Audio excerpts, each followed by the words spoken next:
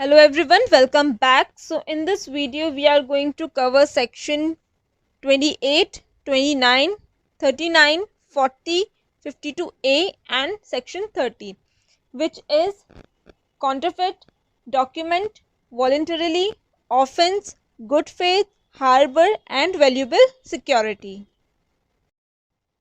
So let's start with our first topic, which is counterfeit. It is mentioned under section 28 of Indian Penal Code. According to it, a person is said to be counterfeit who cause one thing to resemble another thing, intending by means of that resemblance to be practiced deception, or knowing it to be likely that deception will be thereby be practiced. तो इसका meaning देख लेते हैं। इसका meaning ये बोलता है कि अगर कोई पर्सन ये कर रहा है कि एक चीज़ को दूसरी चीज़ जैसा बता रहा है कि ये वही चीज़ है, और उसे पता है कि मैं अगर ऐसा करूँगा तो सामने वाला जो पर्सन है वो इसमें फंसेगा, तो वो पर्सन ने कॉन्ट्रफिट हमारे साथ किया है। ठीक है, मीनिंग क्लियर हो गया हिंदी में। अब हम देखते हैं इसको एक एग्जाम्पल के साथ, हम इसको क्लियर करते हैं। मान लीजिए आप एक ऑनलाइन ऐप पर आपने शूज़ सर्च करे, आपको शूज़ चाहिए थे, तो आपने एक ऐप खोला और उस पर शूज़ टाइप करके आपने सर्च किया कि आपको एडिडास के शूज़ चाहिए, तो उसने क्या करा, आपको शूज़ दिखाने शुरू करे। ठीक है, अब हो सकता है कि वो एक कॉन्ट्रफिट ब्रांड का या फिर एक डुप्लीकेट या फर्स्ट कॉपी ब्रांड का भी आपको एडिडास का शूज़ दिखाए। दिखने में आपको समझ में नहीं आए कि ये फर्स्ट कॉपी है या ओरिजिनल। ठीक है, और आपने उसको ओरिजिनल समझ के आपने उसको ख़रीद लिया। उसके बाद क्या होता है, आपके मन में तो ये है कि मैंने ओरिजिनल शूज़ बाय करे हैं इतने अमाउंट लगाकर, पर आपके पास क्या है, डुप्लीकेट शूज़ है। ठीक है, क्योंकि ये आप जो उसका लोगो होता है एडिडास का, आप देख रहे होंगे आपकी स्क्रीन पे, दोनों ही लोगो बिल्कुल सिमिलर नज़र आ रहे हैं, पर इसको ध्यान से देखने पे इनकी जो स्लांट लाइंस हैं वो एक दूसरे के अपोजिट हैं। ओके, तो जब आप देखेंगे तो राइट वाला जो है वो ओरिजिनल है और लेफ्ट वाला डुप्लीकेट ब्रांड है, पर एकदम से कोई देखेगा तो उसे समझ में नहीं आएगा, और हो सकता है कि उसके साथ क्या हो जाए, फ्रॉड हो जाए। ठीक है, या फिर उसकी स्पेलिंग के अंदर कुछ चेंज कर देते हैं, एक अल्फ़ाबेट ज़्यादा लगा देते हैं उसके अंदर, या फिर एक अल्फ़ाबेट कम कर देते हैं, पर ये ध्यान रखते हैं कि उसके जो प्रोनाउंसिएशन है ब्रांड का, उसमें कोई फ़र्क नहीं आना चाहिए। तो ये बात हो गई कॉन्ट्रफिट की।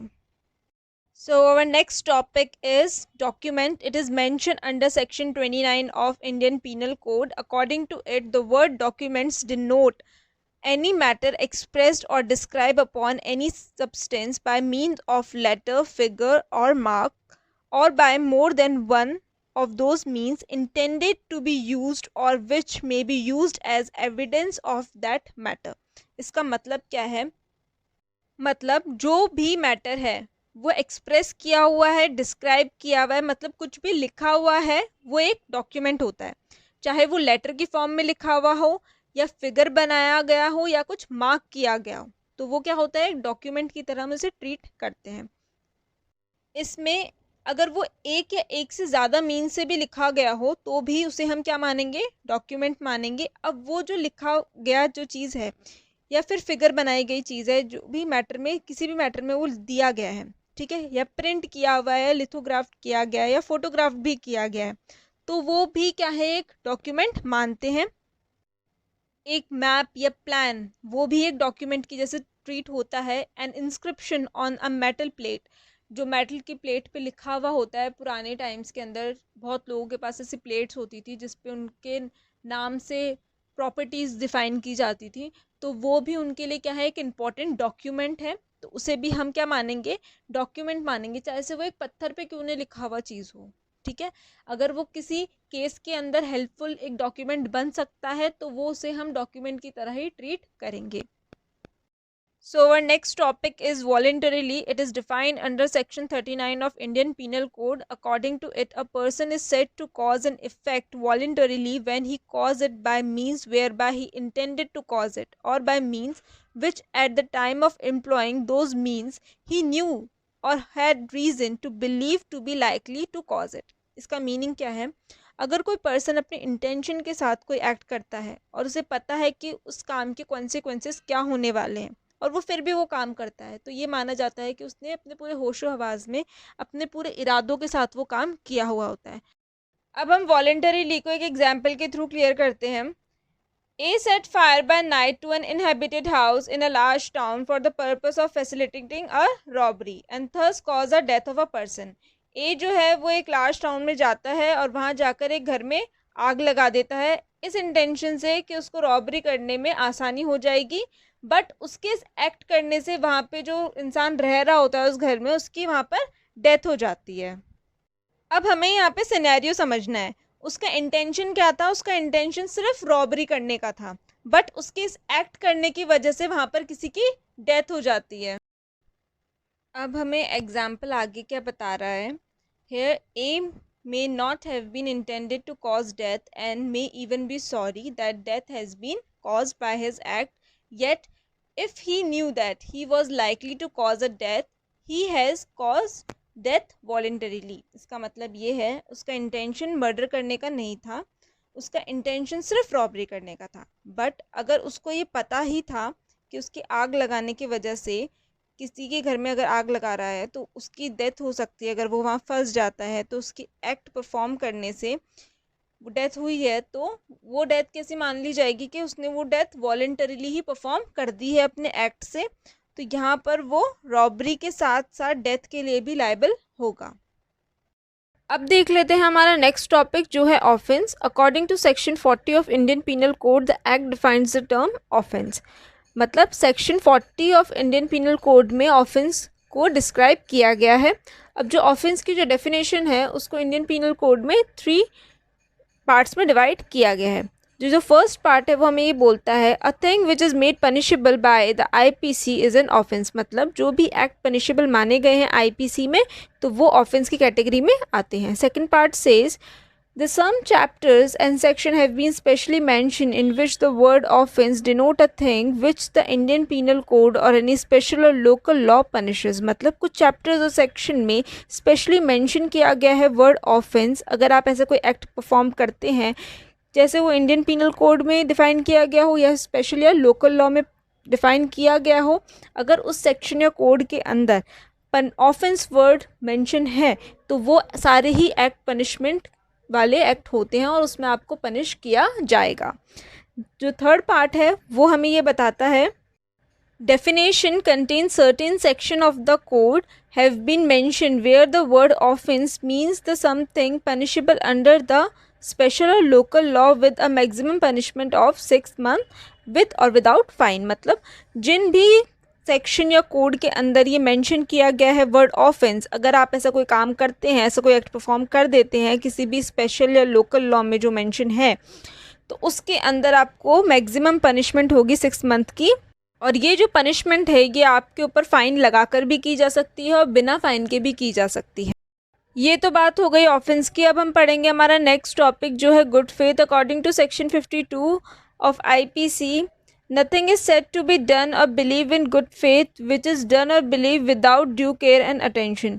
सबसे पहली बात तो मुझे आपको ये बतानी है कि इंडियन पीनल कोड में गुड फेथ जो वर्ड यूज़ किया गया है वो यूज़ किया गया है नेगेटिव वे में। ये पॉजिटिव वे में डिफ़ाइन नहीं किया गया है, ये पूरा ही नेगेटिव वे में डिफ़ाइन किया गया है। अब इसका मतलब देख लेते हैं। जब भी कोई गुड फेथ का डिफेंस मांगता है तो उसमें ये देखा जाता है कि उसने उस काम को सही से किया है या नहीं किया है। अब यहाँ पे सही से किया है या नहीं किया ये कैसे पता चलेगा? मतलब उसने पूरी ड्यू केयर एंड कॉशन ली थी उस काम को करते वक्त या नहीं ली थी। वरना हम ऐसा नहीं बोल सकते कि हमने सामने वाले की भलाई में वो काम किया था पर हमसे वो काम गलती से ख़राब हो गया। हमें कभी भी कोई भी काम करते वक्त अपना पूरा attention due care and caution के साथ ही वो काम करना पड़ेगा, तभी हमें गुड फेथ की डिफेंस मिल सकती है। और अगर हमने ये ड्यू केयर एंड कॉशन को फॉलो नहीं किया, अटेंशन को फॉलो नहीं करा है और हमने कोई काम कर दिया है तो हम गुड फेथ का डिफेंस यूज़ नहीं कर सकते।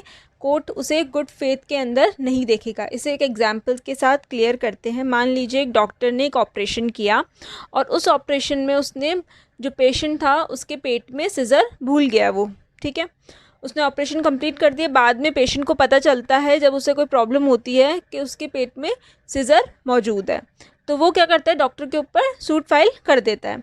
तो डॉक्टर ये बोलता है कि मैंने तो गलती से रख दी थी, मतलब मैं भूल गया था, मैंने तो ऑपरेशन उसकी भलाई के लिए किया था, मैंने इंटेंशन तो एब्सेंट है, उसका इंटेंशन नहीं था ना कि उसको कोई प्रॉब्लम पहुंचाए, वो तो उसका भलाई करना चाहता था। बट डॉक्टर का काम क्या था कि उसको पूरा अटेंशन रखना चाहिए था, उसको पूरी ड्यू केयर लेनी चाहिए थी उस ऑपरेशन को करते वक्त, जो कि उसने नहीं ली। तो वहाँ यहाँ पर वो गुड फेथ का डिफेंस यूज़ नहीं कर सकता। अब हम देख लेते हैं हमारा नेक्स्ट टॉपिक जो है हार्बर। ये दिया गया है सेक्शन 52A में। इसका मतलब क्या होता है, पहले हम हार्बर का मतलब देखते हैं। किसी को भी आश्रय या फिर आसरा देना। हार्बरिंग का मतलब होता है किसी को भी छुपाना। यहाँ पे किसी चीज़ को छुपा के रखने की बात नहीं हो रही, यहाँ पे किसी पर्सन को छुपाने की बात की गई है। जैसे किसी को पुलिस ढूंढ रही है गिरफ्तार करने के लिए और आप उसको छुपा देते हो। यहाँ पर सिर्फ छुपाने में हेल्प करना ही नहीं, आप उसको असिस्ट करते हो भाग जाने में, या फिर आप उसको फूड प्रोवाइड करते हो, या उसको बताते रहते हो कि उसे पुलिस कहाँ कहाँ ढूंढ रही है। तो आप किसी भी तरह से उसकी हेल्प करते हो उस पर्सन की, तो उसको क्या बोला जाएगा, हार्बरिंग ऑफ अ पर्सन माना जाएगा। अब हम पढ़ते हैं बेयर एक्ट की language. The word harbour includes the supplying a person with shelter, food, water, money, clothes, arm, ammunition और मीन्स ऑफ कन्वीनियंस। मतलब आप किसी की हेल्प कर रहे हो, शेल्टर, उसको शेल्टर प्रोवाइड कर रहे हो, फूड प्रोवाइड कर रहे हो, उसको ड्रिंक प्रोवाइड कर रहे हो, उसको पैसा प्रोवाइड कर रहे हो, कपड़े, आर्म्स, गन वगैरह प्रोवाइड कर रहे हो, उसको गोला बारूद प्रोवाइड कर रहे हो, या फिर उसको कन्वीनियंस मतलब एक जगह से दूसरी जगह शिफ्ट होने में उसको कार ला के दे रहे हो, या टिकट बना के दे रहे हो उसको किसी भी जगह का, ताकि वो एक जगह से दूसरी जगह चला जाए, तो वो भी इसमें आएगा। या फिर उसको असिस्ट कर रहे हो किसी भी तरह से, उसको मदद कर रहे हो किसी भी तरह से कि वो पुलिस से बच जाए, उसकी गिरफ्तारी ना हो, तो वो भी इसी डेफिनेशन के अंतर्गत आएगा। नेक्स्ट क्या बोल रहा है, whether the same kind as those enumerated in this section or not. मतलब इस सेक्शन में जो वर्ड दिए गए हैं उसके अलावा भी अगर उससे बढ़कर भी आप उसकी हेल्प करते हो तो भी आप हार्बर कर रहे हो उस पर्सन को। बेयर एक्ट में एक लाइन मेंशन की गई है, in the case in which the harbour is given by the wife or husband of the person harboured. मतलब इसका मतलब समझते हैं कि अगर क्रिमिनल हस्बैंड है और उसकी मदद की है वाइफ ने, तो वाइफ को कोई भी उस पर कोई भी चार्जेस नहीं लगेंगे, उसको कोई भी पनिशमेंट नहीं होगा। ठीक है, अगर वाइफ क्रिमिनल है और उसकी हेल्प की है हस्बैंड ने, तो हस्बैंड पे कोई भी चार्ज नहीं लगेंगे, उसको कोई भी पनिशमेंट नहीं मिल सकती। बट इन दोनों का भी एक एक्सेप्शन है, इस चीज़ का भी एक एक्सेप्शन दिया गया है। वो कौन सी सेक्शन है, वो है सेक्शन 157 एंड 130। इन दोनों में क्या दिया गया है कि अगर कोई भी, जैसे मान लीजिए हस्बैंड पे चार्ज लगा है कि देशद्रोह का, ठीक है, और उसने कोई क्रिमिनल या फिर टेररिस्ट एक्टिविटी परफॉर्म की है नेशन के खिलाफ, तो उसमें अगर वाइफ उसकी हेल्प करती है बचने में, तो वाइफ भी पनिशेबल मानी जाएगी और उसको भी पनिशमेंट मिलेगा। तो ये थे हार्बर। कर लेते हैं हमारे लास्ट टॉपिक की, जो है valuable security. It deals under section 30 of IPC। The word valuable security denotes a document which is or purpose to be a document. मतलब यहाँ पहली ही लाइन में बताया गया है, वैल्यूएबल सिक्योरिटी जो है वो डिनोट करती है किसी भी डॉक्यूमेंट को। मतलब आपको कोई भी मूल्यवान दस्तावेज़ बनाना है तो आपको उसको किसी डॉक्यूमेंट पर ही बनाना पड़ेगा। आप वैल्यूएबल सिक्योरिटी बनाते ही इसलिए हैं ताकि उस पर एक लीगल राइट क्रिएट कर सके। इसको एक एग्जांपल से देखते हैं। मान लीजिए दो पर्सन है, ए और बी। बी ने ए को बोला कि मुझे 1 लाख रुपए की ज़रूरत है और मैं आपको इंटरेस्ट दूंगा उस 1 लाख रुपए का। ए ने बोला ठीक है, मैं आपको 1 लाख रुपए देता हूँ, पर आपको उसको 1 महीने के अंदर मुझे वापस करना होगा विद इंटरेस्ट।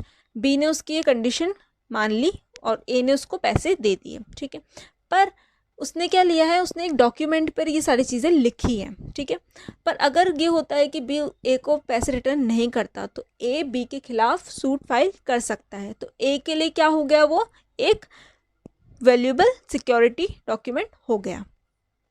अब आगे पढ़ते हैं क्या बोलता है, where by any legal right is created, extended, transferred, restricted, extinguished और रिलीज। अब यहाँ पे एक एग्जांपल लेते हैं। मान लीजिए मैंने किसी को अपनी शॉप थी वो दी किराए पे, रेंट पे दे दी, तो वो क्या बन गया, मेरा टेनेंट बन गया और मैं उसकी लैंडलॉर्ड बन गई।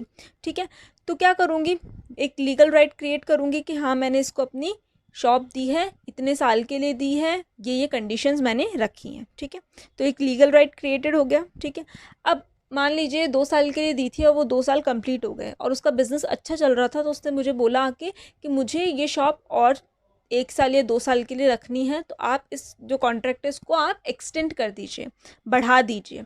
तो मैंने बोला ठीक है, तो मैंने उस कॉन्ट्रैक्ट को क्या कर दिया, एक्सटेंड कर दिया। अब मान लीजिए कई बार ऐसा भी होता है, तो एक्सटेंड तक हमें क्लियर हो गया। बात करते हैं ट्रांसफर्ड। ट्रांसफर्ड का यहाँ मतलब ये है कि जो मेरा टेनेंट था जिसने मेरे से शॉप रेंट पे ली थी वो जा रहा है यूएस। अब उसने बोला कि मैं मेरे भाई को वो शॉप चलाने को देना चाहता हूँ, तो आप एक काम कीजिए, जो हमारे बीच में कॉन्ट्रैक्ट हुआ था वो मेरे भाई के नाम ट्रांसफ़र कर दीजिए। ठीक है, तो मैं उस कॉन्ट्रैक्ट को ट्रांसफ़र भी कर सकती हूँ। ठीक है, अब रिस्ट्रिक्टेड, अगर मैंने आपको अपनी शॉप दी है तो मैं आप पे कुछ रिस्ट्रिक्शन भी लगा सकती हूँ। ठीक है, जैसे आप भी, एक टेनेंट भी लैंडलॉर्ड पे लगा सकता है और लैंडलॉर्ड भी टेनेंट पे लगा सकता है। मान लीजिए मेरी एक शॉप थी, उसमें एक पैसेज था, तो जो मैंने उससे बोला कि आप इस पैसेज को यूज़ नहीं करेंगे। ठीक है, तो ये लगा दिया लैंडलॉर्ड ने एक टेनेंट पे रिस्ट्रिक्शन। अब एक टेनेंट ने बोला कि मैं 2 साल के लिए ले रहा हूँ, तो उस बीच में आप मुझे इस दुकान से नहीं निकाल सकते। ठीक है, तो लैंडलॉर्ड भी क्या हो गया, बाउंड हो गया। रिस्ट्रिक्टेड क्लियर हो चुका होगा। अब बात करते हैं एक्सटिंग्विश्ड और रिलीज, मतलब जब कॉन्ट्रैक्ट खत्म होने का टाइम पीरियड आ जाएगा तो वो डेट खत्म हो गई, तो मतलब कॉन्ट्रैक्ट क्या हो गया आपका, एक्सटिंग्विश हो गया, वैल्यूएबल सिक्योरिटी का टाइम पीरियड आपका एक्सटिंग्विश हो गया। रिलीज मतलब आपने खुद ने ही वो चीज़ ख़त्म करी है, आपने एक डॉक्यूमेंट बना लिया है, तो वो भी आपके लिए एक वैल्यूएबल सिक्योरिटी है कि आप दोनों के लैंडलॉर्ड और टेनेंट के बीच में अब कुछ भी लेन देन नहीं बचा है। ठीक है, आगे बढ़ते हैं। Where by any person acknowledge that he lies under legal liability or has not a certain right, मतलब इसका मतलब ऐसे समझते हैं कि अगर किसी लैंडलॉर्ड ने किसी टेनेंट को कोई जगह दी है, तो उसका टेनेंट का जो रेंट पे रह रहा है उसका काम क्या है कि उस जगह को मेंटेन रखना। ये किसका काम है, उस किराएदार का काम है। ठीक है, और इसके आगे जो लाइन बोली गई है, has not a certain right. Right का मतलब यहाँ पे क्या है कि लैंडलॉर्ड जो है उसका कोई भी अब पोजेशन नहीं रहता उस शॉप पर या उस जगह पर, उस प्लेस पर, जब तक के लिए उसने उसको किसी और को दे दिया है। ठीक है, तो ये थी वैल्यूएबल सिक्योरिटी। आई होप आपको क्लियर हुई होगी, सारे टॉपिक अच्छे से समझ में आ गए होंगे। अगर आ गए हैं तो please do like, share and subscribe to my channel. Thanks for watching.